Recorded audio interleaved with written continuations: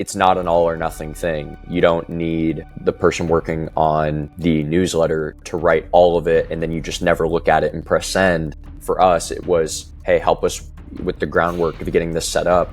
Help us especially create the skeleton and the template of what we want to create. And then can we just plug in stuff each week and have, I would say, a more collaborative process, which has really been useful for us. Tell me a little bit about BPI. I know you're one of the co-founders, co-creators. How did it come about and what do you do there? Sure. Bitcoin Policy Institute, we're a think tank that researches Bitcoin and other cryptocurrency policy issues. We're a 501c3 public charity. So we're a nonpartisan organization.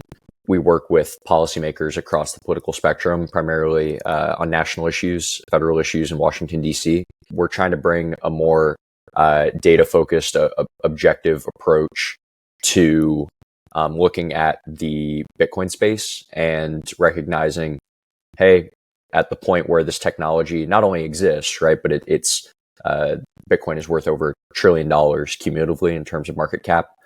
This is here. It's ingrained in our financial infrastructure.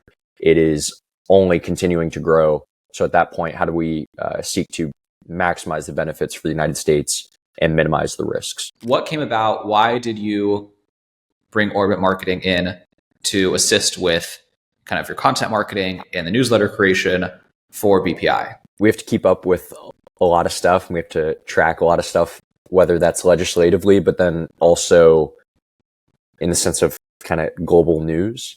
And so many different things can impact what is happening with Bitcoin policy. And so all this is to say is like, there's constantly new information coming out.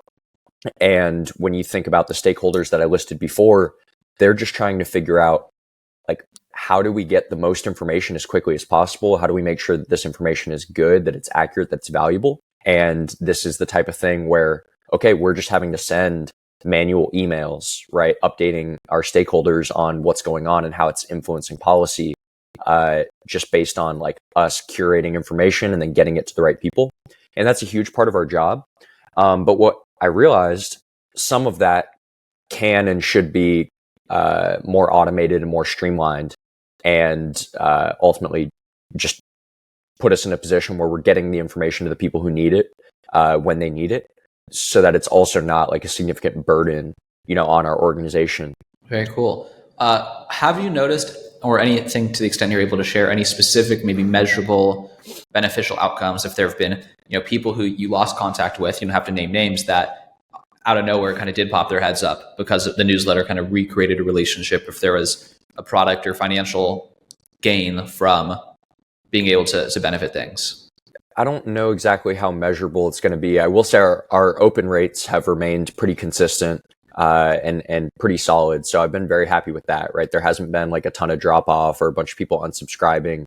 And, as our newsletter has slowly grown, we've seen people continuing to engage with it. So that's kind of, one metric that I've been super happy with.